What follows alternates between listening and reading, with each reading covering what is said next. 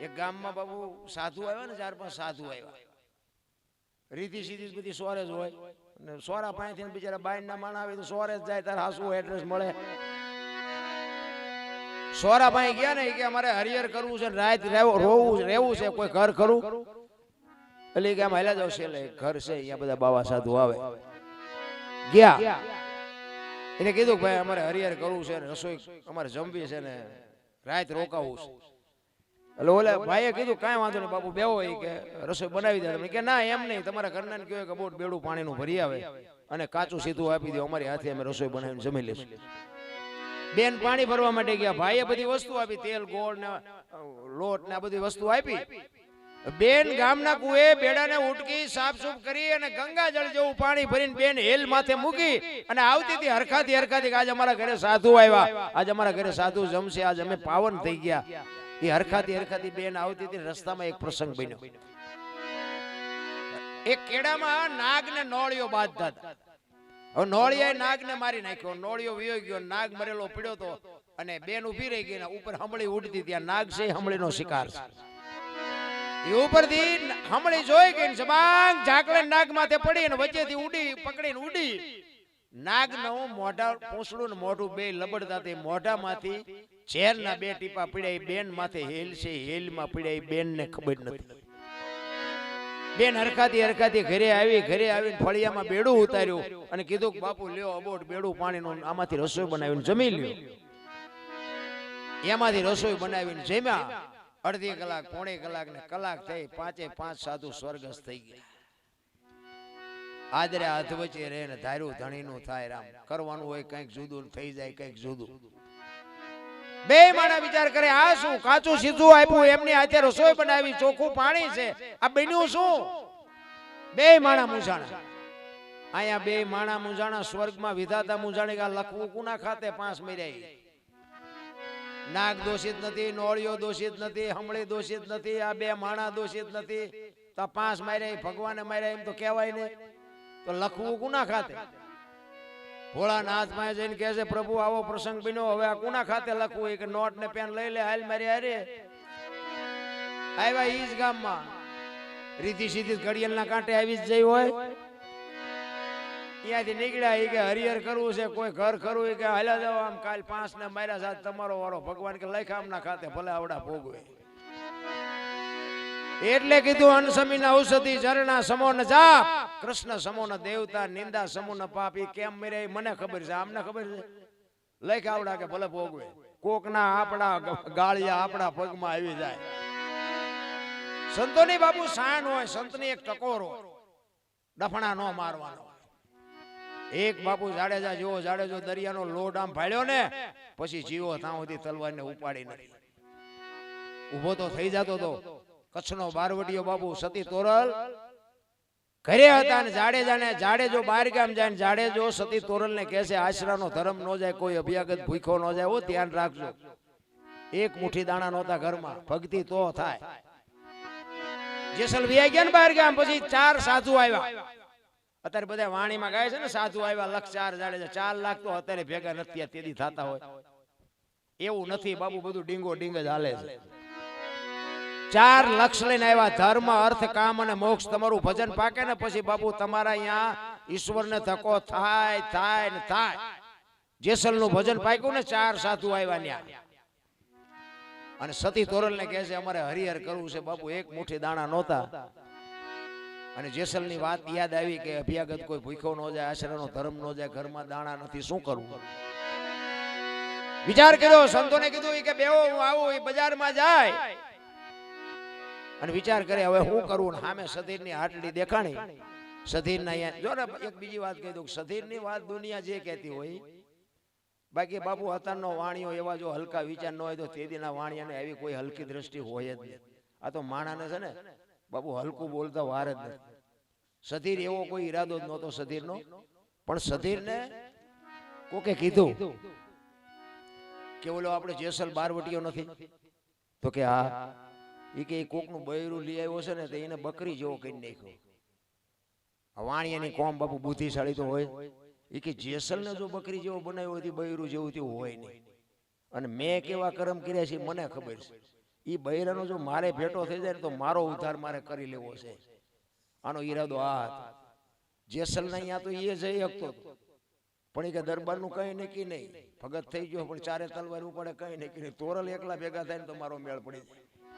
અને આ કુદરતને કરવું, કારણ કે તોરલને બાપુ સર્જન જ આ 3 જણા હાટું થયું હતું. સાસટીયો, સધીર ને જેસલ, આ 3ના ઉદ્ધાર માટે જ બાપુ આનો જન્મ હતો.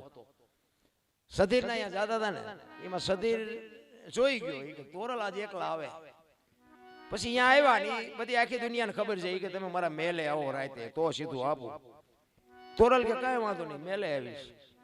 અને વસ્તુ લઈને આવતા રહ્યા. સંતોને જમાડ્યા. હાંજ પડી, સાધુ વ્યાઈ ગયા. જેસલ આવ્યા, તૈયાર થઈને તોરલ નીકળ્યા ને પછી જેસલ કહે છે ક્યાં જાવ છો? આખી માંડીને વાત કરી. સધીર વસ્તુ નહોતો આપતો અને હું વચને બંધાણીશ. મારે અહીંયા મારો દેહ રાતે અહીંયા હોંપવાની વાત કરીશ, એટલે મારે જે વગર છૂટકો નહીં. તેથી પાછો કચ્છનો બારવટીયો બાપુ રહ મીડો રોવાઓ. તોરલ તોરલ તે મારા કાંડા કાપી નાખ્યા, મને એક વખત જો તલવાર ઉપાડવાની રજા દે ને, આખા અંજારમાં વાણિયાનું બી નો રહેવા દો. હજી હું ઝાટકા ભૂલી નથી ગયો. તારે તોરલ કહે છે જાડેજા આવી ગાડીઓમાં બેહો ને એટલે સ્ટેશન આવાજ આવે. ભક્તિ એવી હેલી નથી, એના બાપની તાકાત નથી, તમે શું કામ ને ગભરાવો છો? પછી જાડેજો કહે છે બહાર વરસાદ વરે છે, મેઘલી મળી છે, ગારો કીચડ જાયમાં છે, કેવી રીતે જઈશું? એ કે જે થવું એ થાય પણ મારે જવું પડે. તેથી બાપુ કચ્છનો બારવટીયો એમ કહેતો હોય મારા ખંભે બેસી જાવ, હાલો મૂકવા આવું. બાપુ કોની પાસે વાતો કરી, વિચાર તો કરો કેવું ચિત્ર છે. રાતના 2 વાગ્યાનો સમય હોય, કોઈ જીવ જાગતો ન હોય, ટમરા ત્રામ ત્રામ ત્રામ બોલતા હોય, વીજળી આપને ચીરતી હોય, કાળી ડિબાંગ રાત જામી હોય, અને એમાં બાપુ જાડેજો તોરલને ખંભે બેહારીને નીકળ્યો હોય છે. તેથી ચિત્ર કેવું હોય છે. રાંકડા તો કાઢો મારા. કોની પાસે વાતો કરી? બાપુ ઘણું આપ્યું છે પણ નાખવું ક્યાં? વાડીમાં ખાનારા તો જોઈને ક્યાં નાખવું? આપડા આજ રૂવાડા ઉભા થઈ જાય ઘરે. જાડેજા વાહ તારી શું વાત કરી ભલા મને. અને અહીંયા સધીર ની હવેલી ઉતારીને જાડેજો કહે છે કે જો સધીર મને જોઈશે ને તો પાછો ગભરાય છે. હવે હું જાઉં છું, તમારે આવવું હોય ત્યારે આવજો. અને જાડેજો હાલતો થયો ને, તોરલના મોઢામાંથી વાણી નીકળે, સુજા અને સુલક્ષણા તારા હાડમાં નો આવી હલકી વાત. આવા નરને કેમ મોડા મળીએ જાય, મારે સરગાપુરનો સાથ વાહ જાડેજા વાહ. તે તો મને આ દુનિયામાં ઉજળી કરી દીધી. ગુરુ અને શિષ્યના નાતાની હજી મને તમને ખબર જ નથી ભલા ભલા. દેવાયત પંડિત ને 750 સેવક હતા, પરીક્ષા કરી 4 વધ્યા. અત્યારે પરીક્ષા કરો તો એકય નો વધે. હાલો હુરો મણવીર ને ઢોંગો 4 જ વધ્યા. દેવાયત પંડિત આજની વાત તેદી કરી એવો મહાપુરુષ, ઈના ચેલાએ કંઠિયું તોડી નાખી. અત્યારના ચેલાની ગુરુની શું વાત કરીએ આપણે? એક ગુરુ ને શિષ્ય બે આ માલા જતા હતા ને વગડામાં, હાંજ પડી બરોબર. ગુરુ કે ચેલાને કે બેટા સંધ્યા સમય થઈ ગયો, હવે મારે પૂજા આરતી કરવા નો સમય થઈ ગયો, એટલે મારે અહીં પૂજા આરતી કરવા બેહવું. ચેલો કે બાપુ આવત ને ડણકું સાંભળે કોઈ નહીં, પૂજા પૂજા સાંભળે ઓલા આવશે ને નાસ્તો કરી જાય બે. હાલો થોડાક આગળ. એ કે ના મારા ગુરુનો આદેશ છે, આયા જ મારે બેહવાનું, તારે વ્યુ જવું થયો જાય. ગુરુએ અહીંયા આસન જમાયું, તોહી તાર લાગી ગયો. ચેલા એ પણ કે આસન જમાયું, બેહવું તો પડે, ગુરુ બેઠા એટલે. ઘડીક તારે આંખું ઉગડી જાય, ફફડાટ હોય ઉગડી જ જાય ને. જેનો ઈશ્વર તાર નથી તો ઉગડવાની. અને એવા બધા ચડકટા જેમ માને ધારે થાય તે ઘડીક જો હાવત નીકળ્યો તે કાકા કાકા કાકા કરતો આવ્યો અને આ ઝાડ ચડી ગયો. ગુરુ મહારાજ ને તો તાર હંધાઈ ગયો ભાઈ. એ ઉપર બેઠો બેઠો જોવે ગુરુ મહારાજ ગયા. અત્યારે લગભગ બાપુ એમ જ છે. ગુરુ મહારાજ નો તાર હંધાઈ ગયો અને બાપુ એ બેઠો બેઠો જોવે છે. હાવદ આવ્યો, આવીને ગુરુ મહારાજ ને પરિક્રમા કરી, સામે બે પગ લાંબા કરી વંદન કરીને બાપુ સિંહ વિયો ગયો. ચેલો બેઠો બેઠો વિચાર કરે, આ તો કે પગે લાગીને વિયો ગયો, હું બેઠો તો મને લાગે.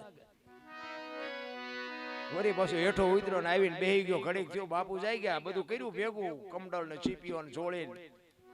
એ કે ચલ બેટા ચલ, કેવા બધું ચલો હાલો ઉપડવાનું. એ કે આ બધું મારે જ લેવાનું, આમાં કઈક તો લઈ લે તું. એ કે બાપુ ચીપીઓ લાવો મારી. ચીપિયાની કડીમાં આંગળી ભરાવીને આમ ચીપીઓ ફેરવતો જાય ને બાપુ અરે વાતો કરતો જાય. બાબુ હમણાં આપણે બે બેઠા ને કે સિંહ આવ્યો હતો, કે આવ્યો હોય છે. કે બાબુ મને બીક લાગીને તો હું ઝાડવે ચડી ગયો. કે જડી ગયો છું. એ કે બાપુ પછી તમારી પાસે આવીને તમને આમ પરિક્રમા કરીને તમને પગે લાગીને પછી કે વિયો ગયો. એ કે વિયો ગયો છે એમ કરતો જાય ને ચીપિયો ફેરવતો જાય. એમાં ચીપિયો બોરડીમાં ભરાણો અને બોરડીમાં મધ બેઠેલું. હવે શાંતિ મધ બેઠું એની હળી કરો એટલે શું થાય એ તો બધાને ખબર છે. બે ને સોટ્યું ગુરુ ને શિષ્ય ને બે ને આમ આમ આમ કરતા બે ખેતરમાં જ્યાં લાલ સોળ કરીને કે ઓલો ઓલાને કાંટા કાઢે ને ઓલો ઓલાને કાંટા કાઢે. માંડ બે ખેતરમાં જ્યાં થોડીક શાંતિ મળી ને ચલો કે બાબુ એક વાત કહું કે હું એ કે સિંહ આવ્યો ત્યારે તમે હેલ્યા ને આવડી આવડી માઇકુમ કે ઠેકડા મારવા માંડ્યા. ગુરુ મહારાજે બહુ સારી વાત કરી. એ કે સિંહ આવ્યો ને તારે અખિલ બ્રહ્માંડનો માલિક મારી હારે હતો ને માઇકું આવ્યું તે કપાતર તું છો. તારા જેવા ઠેકડા જ મારવા પડે ને. એમ જેનો ઈશ્વર ઉપર ભરોસો છે, જેનો જેનો બાપુ તાર હંધાઈ ગયો છે, એને કોઈ ડરવાની જરૂર નથી. ડર લાગે નહીં, ડર રખાય નહીં, ડર કરે નહીં. કાંઈ કહેવાનો મારો મિનિંગ એ છે કે તમને ભરોસો હોય તો ભજન કરો, બાકી તો કોઈ આમાં ભગવાન હું તો એમ કહું છું કોઈને મળ્યો નથી. આખી દુનિયામાં તમે રખડો ને તમારું કામ ન થતું હોય, તમારા ઘરે તમે હુતા હોય ને હવારે ખબર પડે કે તમારું કામ થઈ ગયું એટલે સમજી લેજો ગોલો આવીને કરી ગયો. બસ વાત આટલી છે, બીજું કાંઈ છે. કારણ કે આ જેટલા જેટલા બાપુ છે ને જે તમે જો આ દીકરીઓ આ માં છે એક દીકરી જ છે ને, એ તો અત્યારે આખી દુનિયા પૂજે છે. બાકી એનો જે જીવન હશે તેથી બધા દુનિયાએ હક લેવા દીધું છે. મીરાબાઈ ને હક લેવા દીધું કોઈ? એ તો અત્યારે બધા કે ગંગા સતીની વાણી એટલે વાત ન થાય. મીરાબાઈ ની વાણી બાપુ કોઈ હક નથી લેવા દીધું. એ તો અત્યારે બધા ડે ડે વાતો કરે. કૃષ્ણ પરમાત્મા નો જન્મ થયો ને મથુરામાં, અને પછી ગોકુળમાં મૂકવા આવ્યા વાસુદેવ. ત્યાં મૂકવા આવ્યા ને તેથી હારા હારા બાપુ જાકારો દીધો કે અહીંયા નહીં, અહીંયા નહીં. તો એક નંદ બાવાએ કીધું કે હવે ઠાકર કરે એ ઠીક, મારે અહીંયા મોકલી દો. એક નંદ બાવાએ બાપુ એને આવકાર આપ્યો. આહિરનો દીકરો, એને વિચાર નહીં થયો કે આ કંસનો દુશ્મન છે, મારી શું દિશા કરશે. એ તો અત્યારે બધા પુણ્યમું ભરે. એ કૃષ્ણને બાપુ કોઈ આવકાર નથી આપ્યો. એટલે આ દુનિયા છે. મારો કહેવાનો મિનિંગ એ છે કે આજ આ માને બધા વંદન કરતા હોય, પગે લાગતા હોય, બધું મૂકતા હોય, માનતા હોય, પણ એ જેથી આ દુનિયામાં છે તેથી આખી દુનિયા બાપુ નો એને હારી કહેતા હોય. એમાંથી પાર થવાની વાત છે. મીરાબાઈ બાપુ મેવાડમાં જન્મે, ત્યાંથી એને હક નો લેવા દીધો. ગોકુળમાં જાય, ત્યાં હક નો લેવા દીધો. દ્વારકામાં જાય, દ્વારકામાં બાપુ અખિલ બ્રહ્માંડના માલિકના મૂર્તિમાં હમાય ગઈ. હજી બાપુ ઓરિજિનલ મીરાનો ફોટો મૂર્તિ ક્યાંય છે અને તમારે ગોતું અહીંયા ગોતી લ્યો આખી દુનિયામાં. તોય દુનિયાએ હક નથી લેવા દીધું. અત્યારે બધા વાતો કરે મીરાબાઈની વાણી એટલે મીરાબાઈની વાણી. મીરાબાઈને ક્યાંય તરીને ધાન નથી ખાવા દીધું. અમે જાણ છીએ તો અમારું લોહી પીવે છે. બૈરા મને એમ થાય કે કેવી રીતે હોરા નીકળ્યા છે.